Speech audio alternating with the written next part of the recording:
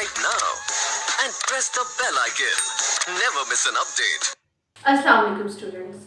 Today we are going to study about sport and movement in animals from chapter number 16 of FSC part 2 biology book.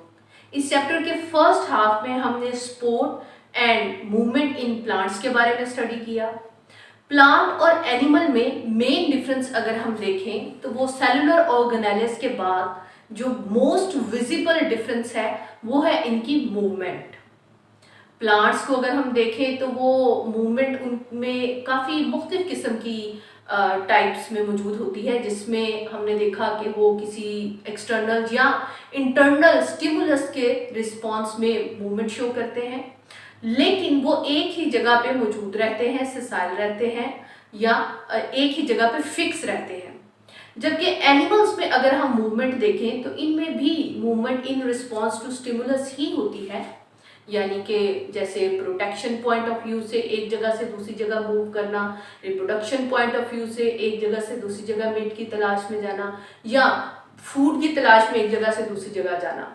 इमिग्रेशंस भी हैं, एमिग्रेशंस भी हैं, लेकिन animals plants के बरक्स एक जगह से दूसरी जगह इजीली रीलोकेट हो सकते हैं, यानी कि ये फिक्स नहीं है, ये अपनी लोकेशन चेंज कर सकते हैं। तो इनमें अगर हम मूवमेंट देखें तो वो प्लांट के निस्बत कदरे मुख्तलिफ होगी। इसी लिहाज से अगर हम इनमें स्पोर्ट की बात करें तो वो भी प्लांट्स के कंपैरिजन में काफ़ी मुख्तलिफ होगी और काफ़ी कॉम्प्लेक्स होगी। एनिमल्स के अंदर अगर हम स्पोर्ट एंड मूवमेंट की बात करें तो सबसे पहली चीज जिसके बारे में जानना बहुत जरूरी है वो है स्केलेटन। स्केलेटन क्या है? स्केलेटन बेसिकली एनिमल्स की बॉडी के अंदर मौजूद एक टफ एंड रिजिड फ्रेमवर्क का नाम है। अब इसमें इस फ्रेमवर्क में अगर हम देखें कि ये किस किस्म के इंपॉर्टेंट फंक्शंस प्रोवाइड कर रहा है, तो ये एक तो प्रोटेक्शन प्रोवाइड कर रहा है एनिमल्स की बॉडी को। जैसे कि अगर आप ह्यूमन बींग्स की ही एग्जांपल लें तो हमारी बॉडी मुख्तलिफ किस्म के ऑर्गन से मिलकर बनी है। बिलखसूस अगर हम बात करते हैं अपने ब्रेन की तो हम जानते हैं इसके अंदर 85% वाटर मौजूद होता है और ये बहुत ही इस लिहाज से सेंसिटिव है, डेलिकेट है। इसके साथ साथ अगर हम अपने विजुअल ऑर्गन्स की बात करें जो हमारे ट्रंक रीजन में है, यानी कि हमारे गर्दन से लेकर के हमारे हिप जॉइंट तक जितने भी हमारे वाइटल ऑर्गन्स हैं इस रीजन में मौजूद हैं। जैसे अगर हम अपने चेस्ट केज की या रिब केज की बात करें तो उसके अंदर हार्ट है, हमारा सर्कुलेटरी सिस्टम, हमारे लंग्स हैं यानी कि हमारा रेस्पिरेटरी सिस्टम, डायाफ्राम से बिल्कुल नीचे अगर हम देखें तो हमारा साथ ही स्टमक आ जाता है, लिवर है, किडनीज हैं जो डाइजेशन परफॉर्म कर रहे हैं, डिटॉक्सिफिकेशन कर रहे हैं, एक्सक्रीशन में रिस्पेक्टिवली इन्वॉल्व है। इसके अलावा हमारा गोनेडल सिस्टम है, हमारे रिप्रोडक्टिव ऑर्गन्स है। तो ये सभी वाइटल ऑर्गन्स, और इनको अगर आप देखें तो जो चेस्ट केज है, हमारा जो रिब केज है, वो प्रोटेक्शन प्रोवाइड कर रहा है। रिब केज क्या है? सख्त सी पसलियां हैं, हड्डियां हैं जो इंटरनल सॉफ्ट ऑर्गन्स को प्रोटेक्ट कर रही हैं। इसके अलावा हमें यहाँ पे लुब्रिकेंट्स भी दिखाई दे रहे हैं हमारे ऑर्गन्स के इर्द गिर्द वाटर की फॉर्म में, और वो भी क्या कर रहे हैं? मुख्तलिफ किस्म की शॉक्स के अगेंस्ट एब्जॉर्बेंस प्रोवाइड करते हुए इंटरनल स्ट्रक्चर्स को प्रोटेक्शन प्रोवाइड कर रहे हैं। तो ओवरऑल अगर हम देखें तो जो स्केलेटन है वो इंतहाई इंपॉर्टेंट रोल प्ले करता है, दैट इज प्रोटेक्शन। प्रोटेक्शन के साथ साथ ये लिविंग ऑर्गेनिज्म को शेप भी प्रोवाइड कर रहा है। अब चाहे वो हाइड्रोस्टैटिक स्केलेटन हो, हाइड्रोस्टैटिक प्रेशर की फॉर्म में हो, यानी कि वाटर का जो against the cell membrane pressure exert करना है जिसकी वजह से सेल की शेप मेंटेन रहना, या जैसे हमारी बॉडी के अंदर हड्डियों का एक ढांचा मौजूद है जिसके इर्द गिर्द हमारे स्केलेटल मसल्स अटैच है और हमारी बॉडी को एक प्रॉपर शेप मिल रही है। तो ओवरऑल ये बॉडीज को शेप भी प्रोवाइड करते हैं। प्रोटेक्शन एंड शेप प्रोवाइड करने के साथ साथ इंतहाई इंपॉर्टेंट रोल प्ले करते हैं स्पोर्ट का। तो ये तीनों वाइटल ऑर्गन्स हैं, वाइटल फंक्शंस हैं, नेसेसरी फंक्शंस हैं जो किसी भी लिविंग ऑर्गेनिज्म, बिलखसूस animals type of mode of life जिनका है, उनके लिए बहुत ज़रूरी है, और इसमें हमारा स्केलेटल सिस्टम इंतहाई इंपॉर्टेंट रोल प्ले करता है। इसकी अगर हम कॉम्पोजिशन की बात करें तो ये मुख्तलिफ किस्म के इनऑर्गेनिक या ऑर्गेनिक सब्सटेंसेस से मिलकर बना होता है, या बाज दफ़ा इनऑर्गेनिक एंड ऑर्गेनिक दोनों ही तरह के सब्सटेंसेस मिलकर स्केलेटल सिस्टम बना रहे होते हैं किसी भी लिविंग ऑर्गेनिज्म, पर्टिकुलरली एनिमल्स का। प्रोडक्शन में अगर हम देखें तो प्रोटोजोन की बात करें तो जैसा कि हम जानते हैं कि usually they are unicellular organisms, तो उनमें वो एक ही सेल के अंदर जितनी भी वाइटल फंक्शंस हैं, लाइफ के जो एट्रीब्यूट्स हैं, वो सारे वो एक ही सेल परफॉर्म कर रहा होता है।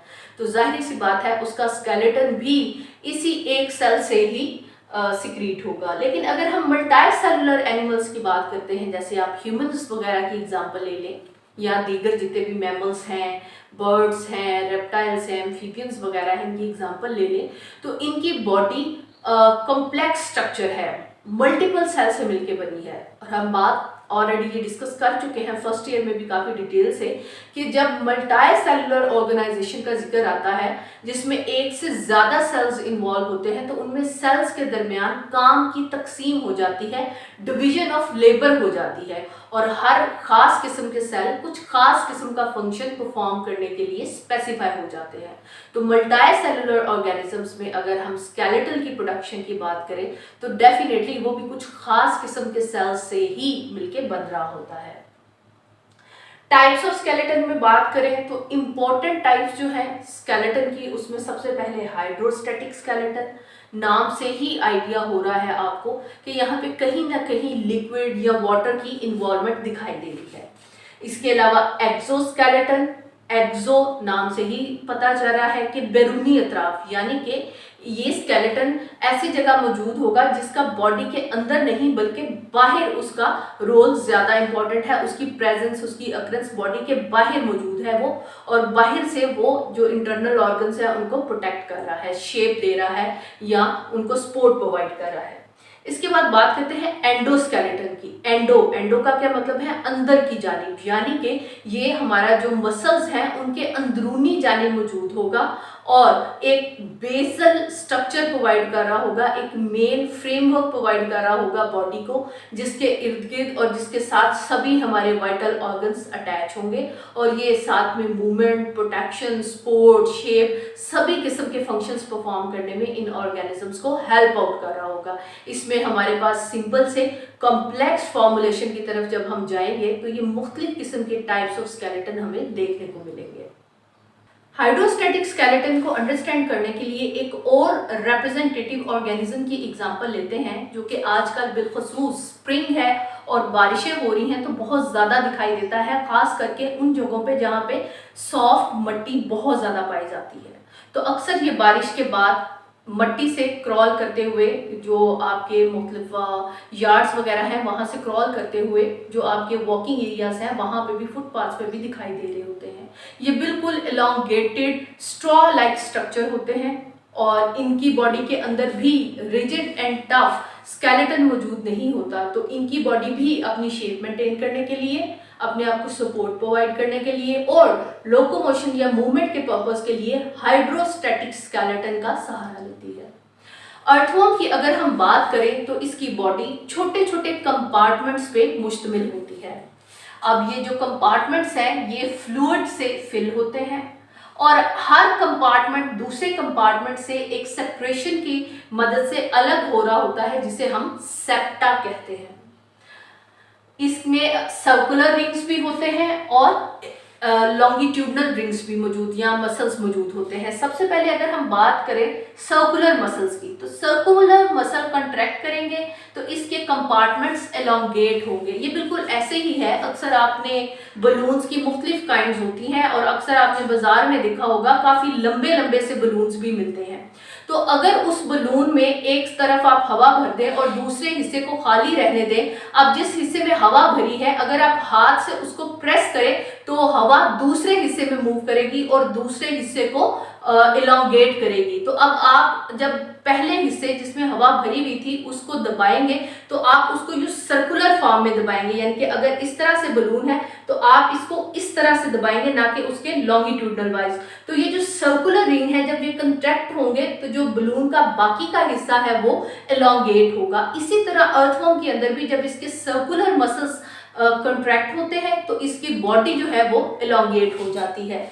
इसी तरह जब लॉन्गिट्यूडनल मसल कंट्रैक्ट होते हैं तो बॉडी शॉर्टन हो जाती है। तो इस तरह इलोंगेट होना, शॉर्ट होना, इलोंगेट होना, शॉर्टन होना, इस तरह से ये अपनी स्विफ्ट मूवमेंट जो है उसको मेंटेन रखता है, बिलखसूस मट्टी वगैरह में जब इसने मूव करना होता है। और इसके साथ साथ इसका हर जो सेगमेंट है बॉडी, क्योंकि हमने बात की इसकी बॉडी सेगमेंटेड होती है जो कि सेप्टा से अलग हो रहे होते हैं। हर कंपार्टमेंट में या हर सेगमेंट में एक पेयर मौजूद होता है जिन्हें हम सीटाई कहते हैं। ये setae along with contraction of this circular muscles and longitudinal muscles इसकी बॉडी को कंट्रैक्ट एंड रिलैक्सेशन के साथ साथ फर्दर मूवमेंट में असिस्ट कर रहे होते हैं।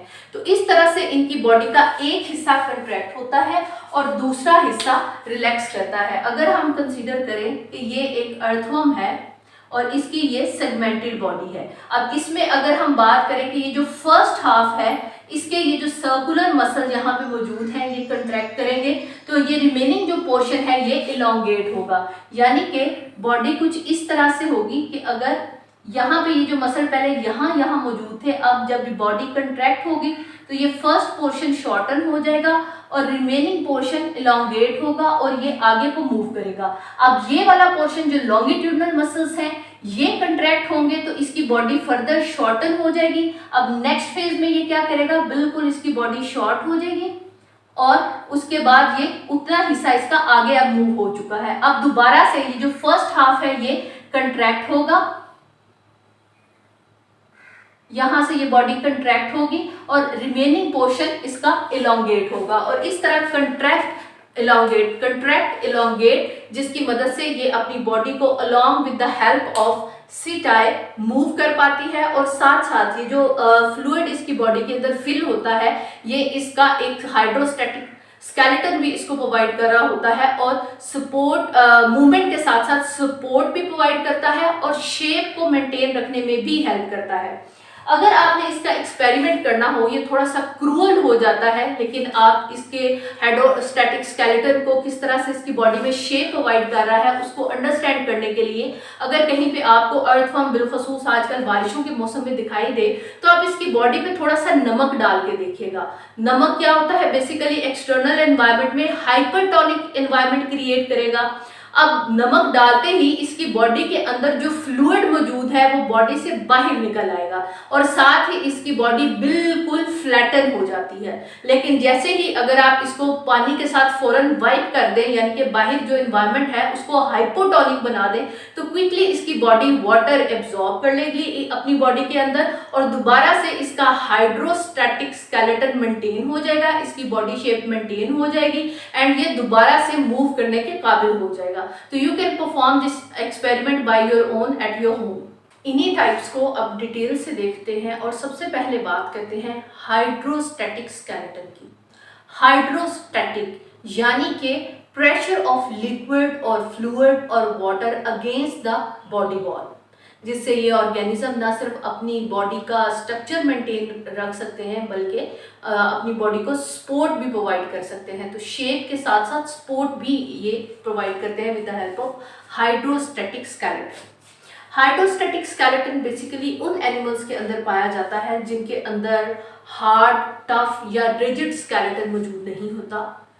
इनके अंदर जो गैस्ट्रो इंटेस्टिनल कैविटी है या जिसे हम सिलोम भी कहते हैं, बेसिकली वो फ्लूइड से भर जाती है।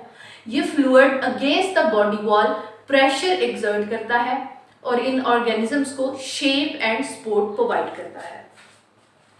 इसमें अगर हम एग्जांपल लें कि किन किन ऑर्गेनिजम्स में ये पाया जाता है तो मुख्तलिफ किस्म के निडेरियंस हैं, जैसे कि अगर हम सी एनीमोन की एग्जांपल लें as a representative organism, annelids हैं मिसाल के तौर पे, अर्थवर्म वगैरह, या मुख्तलिफ किस्म के जो सॉफ्ट बॉडी इनवर्टिब्रेट्स हैं उनकी बॉडी में हाइड्रोस्टैटिक स्केलेटन मौजूद होता है। एक तो ये सपोर्ट प्रोवाइड करता है, इसके साथ साथ रेजिस्टेंस भी प्रोवाइड कर रहा होता है कंट्रैक्शन ऑफ मसल्स के against for the purpose of motility. सबसे पहले बात करते हैं representative organism of hydrostatic skeleton sea anemone की। सी एनीमोन जैसा कि हम जानते हैं एक निडेरियन है और ये सलाइन वाटर या marine water oceans and seas वगैरह में पाया जाता है। इसके अंदर अब मैकेनिज्म की अगर हम बात करें कि किस किस्म का ये अपनी बॉडी के अंदर फ्लूइड कैसे फिल इन करता है एंड कैसे अपनी बॉडी का शेप एंड स्ट्रक्चर मेंटेन करता है, तो सबसे पहले तो इसकी जो कैविटी है वो सी वाटर से फिल हो जाती है, पानी के साथ, जो समुद्री पानी है उसके साथ, जो इसकी बॉडी को और इसके टेंटिकल्स को एक्सटेंड करने में हेल्प कर रहा होता है। ये बिल्कुल ऐसे ही है जैसे अगर आप एक बलून लें और उसके अंदर पंप से हवा भरें, तो आप देखते हैं कि वो देखते ही देखते एक मुख्तलिफ किस्म की शेप इख्तियार कर लेता है। वो स्वेल होने के साथ साथ, फूलने के साथ साथ एक प्रॉपर शेप, एक प्रॉपर स्ट्रक्चर मेंटेन कर रहा होता है। लेकिन अगर हम उसी एयर को उसके अंदर टाइट करके ना रखें, उसका मुंह जो है वो ना बांधे धागे से या गिरा ना लगाए, तो वो हवा बाहर निकल जाएगी और वो दोबारा से फ्लैसिड हो जाएगा। तो इसीलिए उसको अपना माउथ क्लोज करना पड़ेगा, जो हमारा बलून है हमें उसके माउथ पे गिरा लगानी पड़ेगी। सी एनिमोन के अंदर भी कुछ ऐसा ही होता है कि ये अपनी बॉडी कैविटी को पहले सी वाटर के साथ फिल इन कर लेता है, जो इसकी बॉडी और टेंटिकल्स को एक्सटेंड करने में हेल्प करती है। उसके बाद ये क्या करता है, उसके बाद इसका माउथ क्लोज हो जाता है और इसके जो मसल फाइबर्स हैं, जो बिल्कुल यहाँ पे आपको ये दिखाई दे रहे हैं सर्कुलर फॉर्म में, इसकी पूरी बॉडी को एनसर्कल कर रहे हैं, कवर कर रहे हैं, इसकी बॉडी बना रहे हैं। उन्हें क्या करता है, कंस्ट्रिक्शन के बाद मसल फाइबर्स जो है सर्कल में अरेंज, उनके अंदर कंस्ट्रिक्शन होती है। अब ये जो मसल्स की कंट्रैक्शन है ये क्या करती है, बॉडी फ्लूइड या जो लिक्विड है उसके ऊपर प्रेशर एक्सर्ट करती है, और यही वजह है, यही फोर्स ऑफ कंस्ट्रिक्शन है जो अब इतनी पावरफुल प्रेशर एक्सर्ट करती है कि ये इसको अपराइट स्ट्रक्चर जो है इसका उसमें मेंटेन करने में उसको हेल्प कर रही होती है। ये बिल्कुल ऐसे ही है बलून के साथ साथ। अगर आपने अक्सर ब्रांड्स वगैरह की शॉप्स के बाहर देखा हो, बिलखसूस अगर कोई बच्चों का ब्रांड है जैसे किडलैंड वगैरह है या कोई भी जो पार्क वगैरह है, प्ले ग्राउंड्स वगैरह है, तो अक्सर उनके बाहर आपने देखा होगा कि एक एयर जनरेटर होता है बिल्कुल बॉटम पे, और ऊपर एक बड़ा सा बलून किसी क्लाउन की फॉर्म में या किसी ब्रिज की फॉर्म में या किसी और कार्टूनिक शेप में खड़ा होता है, और वो कभी हैंड वेव कर रहा होता है, कभी वो आगे पीछे दाएं बाएं मूव कर रहा होता है, लेकिन अपना अपवर्ड स्ट्रेचर मेंटेन किए हुए होता है। इसी तरह का बिल्कुल फिनोमेना इनके अंदर भी होता है कि जो इसके अंदर लिक्विड, एयर की जगह लिक्विड होता है मौजूद, और इसके जो मसल्स हैं जब अगेंस्ट दैट बॉडी वॉल वो कंस्ट्रिक्ट होते हैं, प्रेशर एक्सर्ट करते हैं, तो वो फ्लूइड की जो फोर्स है अगेंस्ट द बॉडी वॉल वो प्रेशर एक्सर्ट करती है, जिसकी वजह से बॉडी की एक प्रॉपर शेप रहती है।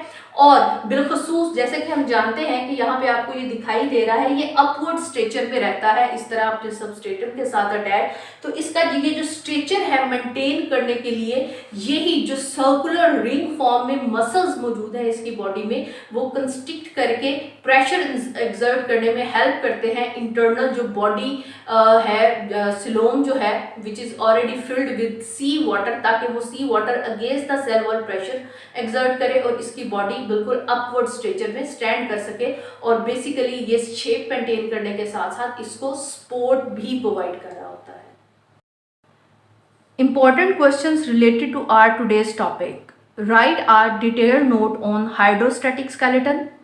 Question number 2 is define hydrostatic skeleton. How it helps in sport and movement. Sport में हम बिलखसूस सी एनिमोन की एग्जाम्पल एंड मूवमेंट में अर्थवर्म की एग्जाम्पल के साथ इसको एक्सप्लेन कर सकते हैं। एंड एक्सप्लेन विद एग्जाम्पल्स में ये दोनों एग्जाम्पल्स हम कोट करते हैं। जी तो students, I am sure skeleton के इंट्रोडक्शन के साथ साथ हाइड्रोस्टैटिक स्केलेटन आपको बहुत अच्छे से क्लियर हो गया होगा, बिलखसूस सी एनिमल एंड अर्थवर्म की एग्जाम्पल के बाद। और ख़ास तौर पे आपने अर्थवर्म के साथ एक्सपेरिमेंट भी परफॉर्म करना है एंड कमेंट बॉक्स में बताना है कि आपने कितना विजिबल इफेक्ट उसमें स्टडी किया। इसके साथ ही जी इजाज़त दीजिए, इंशाल्लाह ताला एक्सोस्केलेटन एंड एंडोस्केलेटन के साथ डिटेल्ड वीडियो लेके जल्द ही हाजिर होंगे। तब तक अपना बहुत ख्याल रखिएगा और हमें दुआ में ज़रूर याद रखिएगा। चैनल को सब्सक्राइब कीजिए, वीडियो को लाइक कीजिए और साथ लगे बेल के आइकन को दबाना बिल्कुल नहीं भूलना। टेक केयर, अल्लाह हाफिज़।